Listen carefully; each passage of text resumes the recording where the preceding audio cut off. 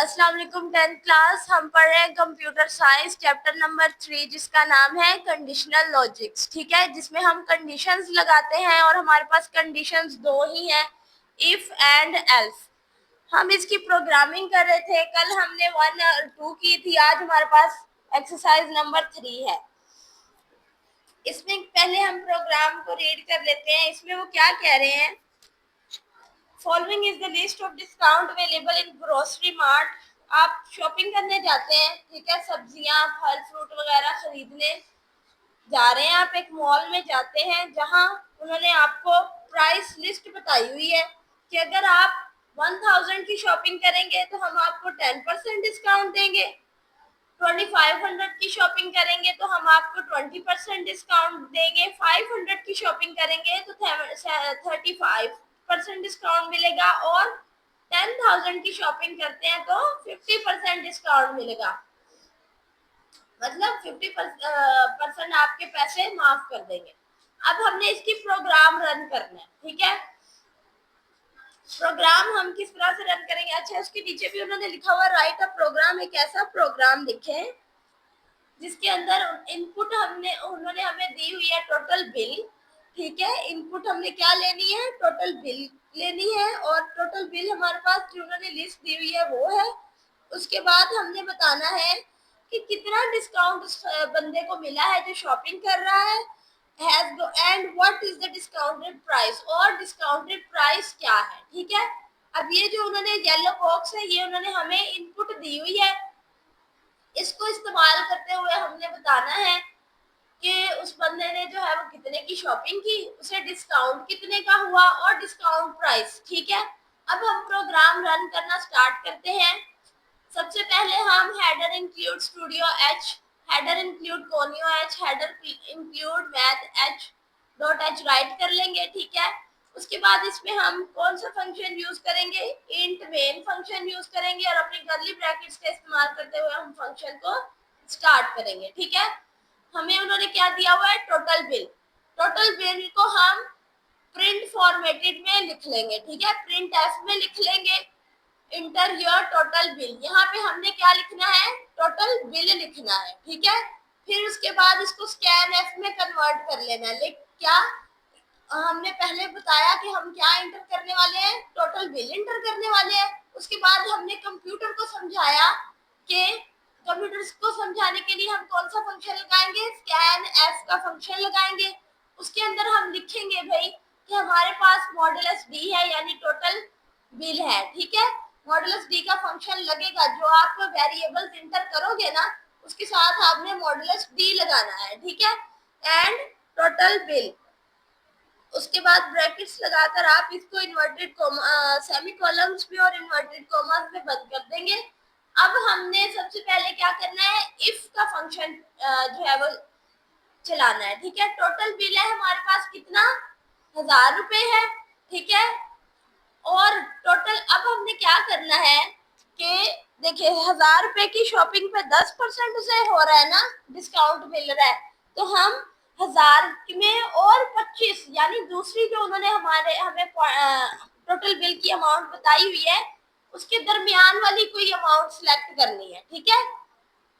अब 1000 और 2500 के दरमियान में क्या अमाउंट आ रही है, 2499, 2499, ठीक है।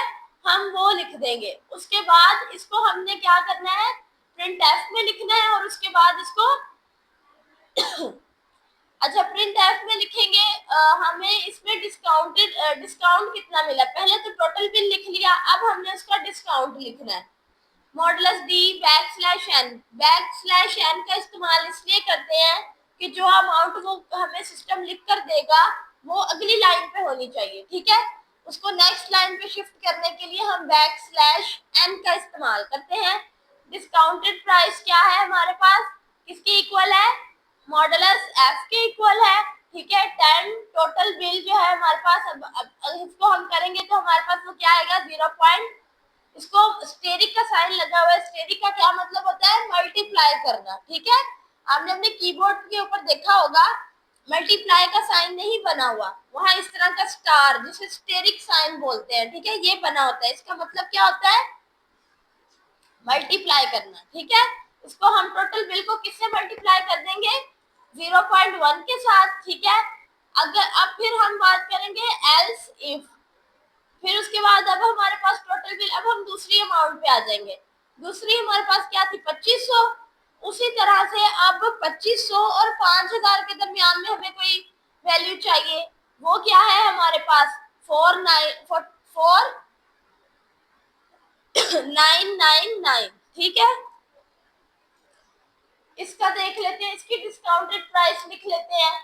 पहले हमें 10% डिस्काउंट मिल रहा था, अब हमें कितना परसेंट डिस्काउंट मिल रहा है, 20% डिस्काउंट मिल रहा है। उसी तरह से हमने लिखा है डिस्काउंट कितना है, modulus D backslash N discounted price modulus F 20 total bill. अब हमने इसको किससे, टोटल बिल को किससे मल्टीप्लाई कर देना है, 0.2 से। देखिए जब हमें 10% ऑफ मिल रहा है तो हम 0.1 से मल्टीप्लाई करेंगे, जब हमें 20% डिस्काउंट मिल रहा है तो उसे हम 0.2 से मल्टीप्लाई कर देंगे, ठीक है। उसके बाद हमने इसका एलसीएफ निकाल लेना है। वो क्या होगा, टोटल बिल में अब हमारे पास अगली वैल्यू सॉरी आ गई है, उसमें हमने क्या, अगली वैल्यू हमारे पास क्या है 5000, ठीक है। हमने 1000 भी कर लिया, 2500 भी कर लिया, अब हमारे पास 5000 है। अब 5000 और 10,000 के दरमियान वाली कोई वैल्यू लिखनी है, वो क्या है हमारे पास 9999, ठीक है, 9999।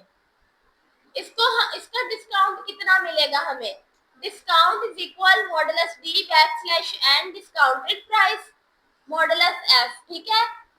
टोटल बिल लिखेंगे और इसको हम किससे मल्टीप्लाई करेंगे, 0.35 से। उसको एलसीएफ में कन्वर्ट कर देंगे। टोटल बिल हमारे पास 10,000 है, ठीक है। फिर हमने क्या किया, अब हमने इसका डिस्काउंट चेक करना है, modulus D backslash N price is equal modulus F.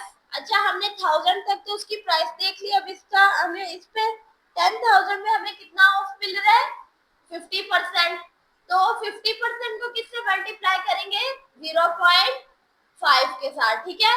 Gate C H है, ये गेट नहीं है, ठीक है, लास्ट पे जो लिखा हुआ है गेट सी एच ब्रैकेट्स, ठीक है।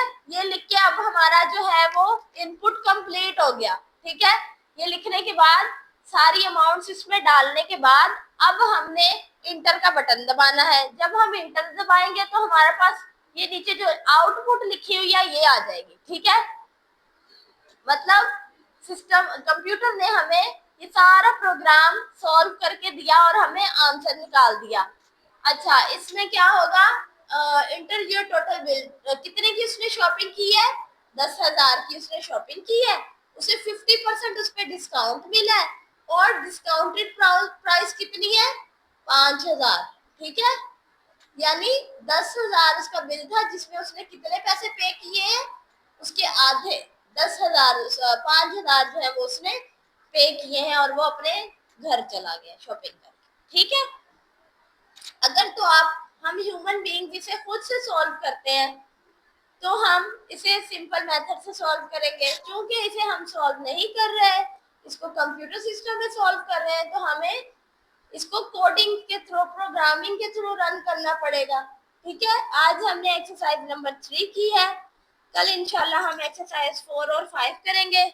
ओके 10 क्लास, अल्लाह हाफिज।